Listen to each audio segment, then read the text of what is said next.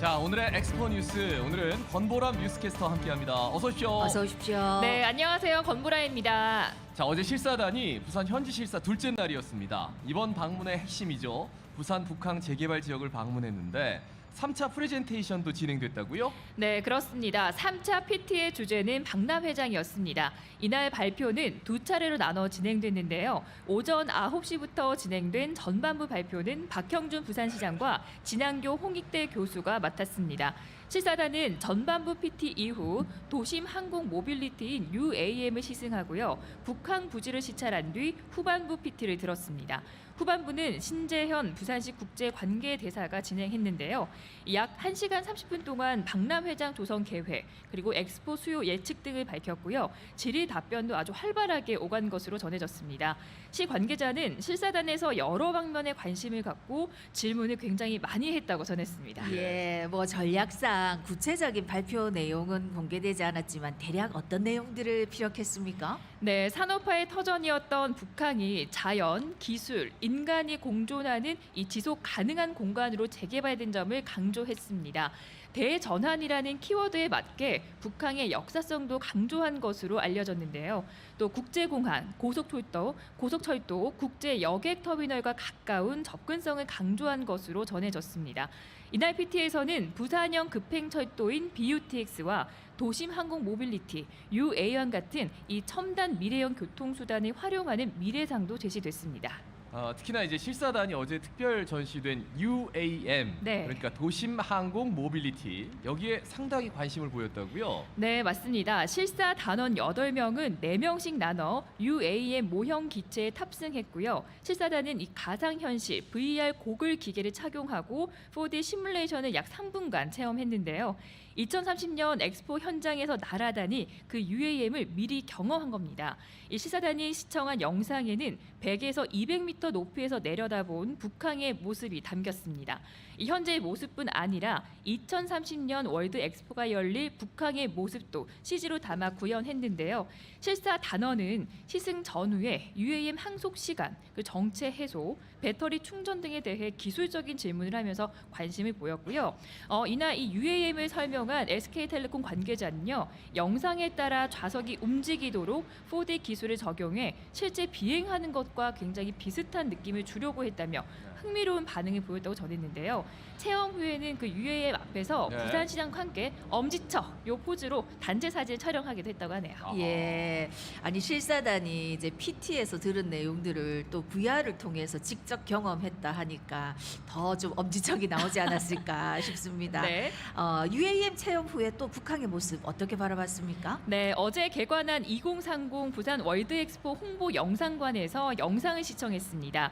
영상관에는 2030 부산 월드엑스포 박람회장 전경을 3D 프린터로 구현한 가로 3.3m, 세로 2.4m 규모의 디오라마, 즉 축소 모형이 설치됐는데요. 이 홍보 영상에는 북한의 과거, 현재뿐 아니라 2030 부산 세계 박람회장이 구현된 미래의 모습을 확인할 수 있습니다. 아하, 지난 4일이죠. 그러니까 전날에는 자연과의 지속 가능한 삶을 주제로 해서 일단 을스토 생태공원을 쭉 둘러봤지 않습니까? 네, 맞습니다. 자, 어제 PT에서는 신기술 엑스포에 집중을 한 모습이네요. 네, 그렇습니다. 이 엑스포의 두 번째 주요 테마인 인류를 위한 기술을 보여주는 데 주력했고요. 미래의 교통수단은 물론 첨단 기술을 정복해 선보인 홍보관까지 신기술 엑스포를 구현하기 위해 준비된 모습을 보여준 겁니다.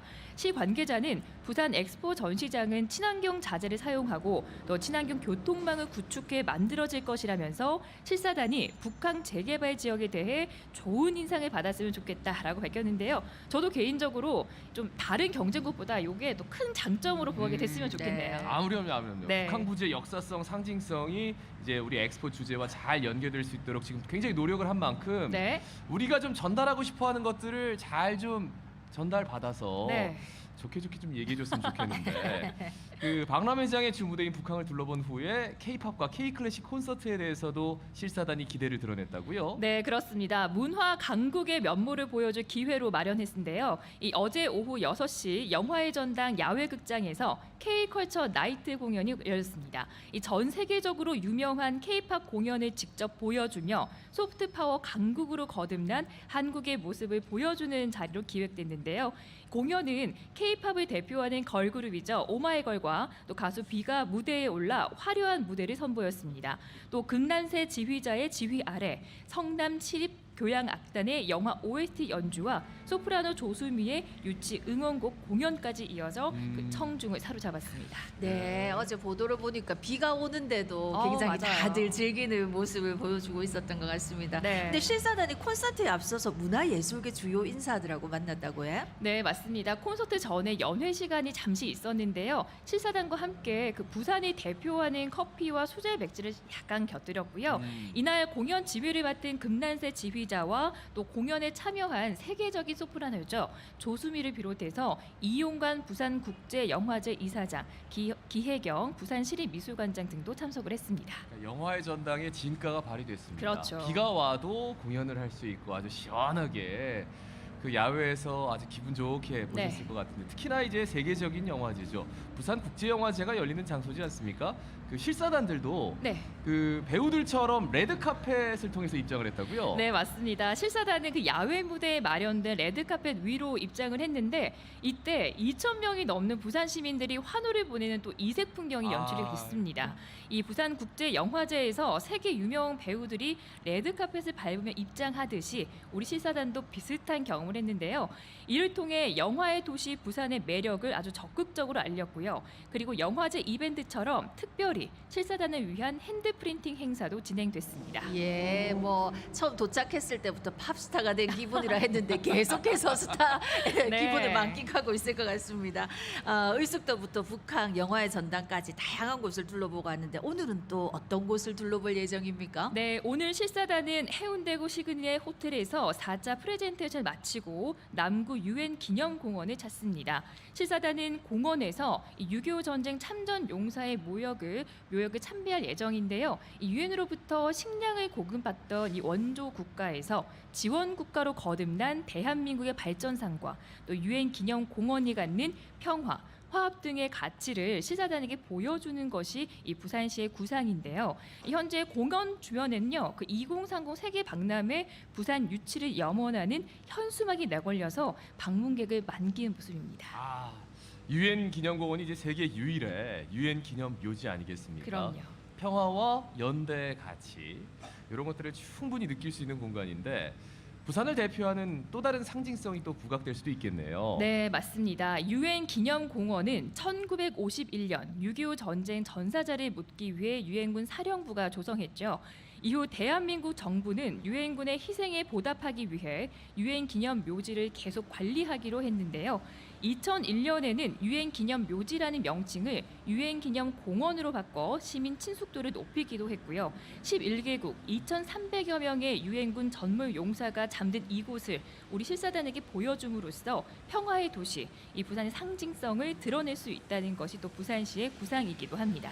예, 그리고 또 실사단의 마음도 사로잡고 우리 부산 시민들의 유치열기도 더 이끌 마지막 비장의 무기 광안리 불꽃쇼가 오늘 진행되지? 네, 그렇습니다. 마지막으로 바다를 배경으로 한 화려한 불꽃쇼를 통해 부산의 진 면목을 보여줄 예정입니다.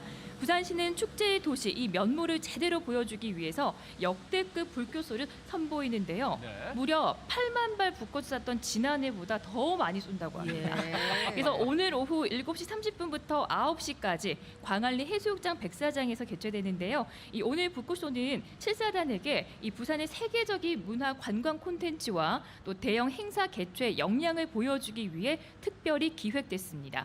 또 그 실사를 준비하는데 협조한 우리 시민들도 볼거리를 제공한다는 데 뜻이 있고요. 예. 네. 그러면 우리 시민들도 좀 자유롭게 불꽃쇼를 관람할 수 있습니까? 네, 그렇습니다. 실사단과 정부 관계자, 초청 인사 등이 앉을 그 3,000석을 제외하고 백사장에서 전 구역 무료로 진행이 되고요. 이번 행사 비용은 약 10억 원이 소요됐습니다. 이 부산 지역의 기업인들이 세계 박람회 유치 기원 목적으로 낸 기부금으로 충당이 되고요. 불꽃쇼가 그 현지 실사의 핵심인 만큼 또 각별히 공을 기울였는데요. 지난해 불꽃 축제 때도 코로나19로 사고로 인해서 연기돼서 사실 3년 만에 대면 행사로 열린 바가 있지 예. 않습니까? 네네. 근데 그때보다 더욱 더 신경을 써서 풍성한 볼거리를 선보일 계획입니다. 예, 비는 안 올 것 같은데 날이 춥지만 않으면 참 좋겠다 네. 싶고 저도 기대가 많이 됩니다. 아까도 말씀하셨지만 불꽃도 지금까지 못 봤던 디자인으로 나오고 규모도 꽤 된다고요? 네, 그렇습니다. 월드 엑스포 유치를 기원하는 문구를 바다 위에 띄우는 문자 불꽃을 선보여 월드 엑스포 유치의 염원을 실사단에게 전달하는데요. 그 광안대교에서 선보이는 불꽃 축제의 전매 특허죠. 그 나이아가라 폭포 불꽃 보신 적 있으신가? 예, 네, 예, 굉장히 예. 화려하죠. 네, 그렇죠. 네, 네. 광안대교에서 쫙 내려오는 거. 그럼요. 예. 그래서 그 물결이 넘실대는 것처럼 보이는 또 웨이브 불꽃도 처음 준비를 했고요. 그동안 그 소형 다리에서 웨이브 불꽃을 선보인 적이 있었는데 이 광안대교처럼 큰 다리에서 시연하는 것은 국내 첫 시도입니다. 이 불꽃을 쏘는 규모도 한층 풍성하게 하늘을 채울 예정인데요. 지난해 불꽃 축제는 화약을 실은 바지선 13척을 동백섬과 광안리 해수욕장, 용호부두 등 세 군데로 분산 배치해 불꽃을 쏘아 올렸지만 이번에는 그 13척 모두를 광안리에 투입을 합니다. 그러니까 지난해보다는 훨씬 웅장하고 또 화려한 불꽃을 볼 수 있습니다. 안전 요원이 한 6,100여 명 정도 투입된다고 하더라고요. 아무쪼록 안전하게 정말 많은 분들이 감동할 수 있는 또 실사단에게 굉장히 각인될 수 있는 마지막 불꽃쇼까지 되기를 바랍니다. 말씀 여기까지 듣습니다. 권보람 뉴스캐스터였습니다. 고맙습니다. 고맙습니다. 네, 고맙습니다.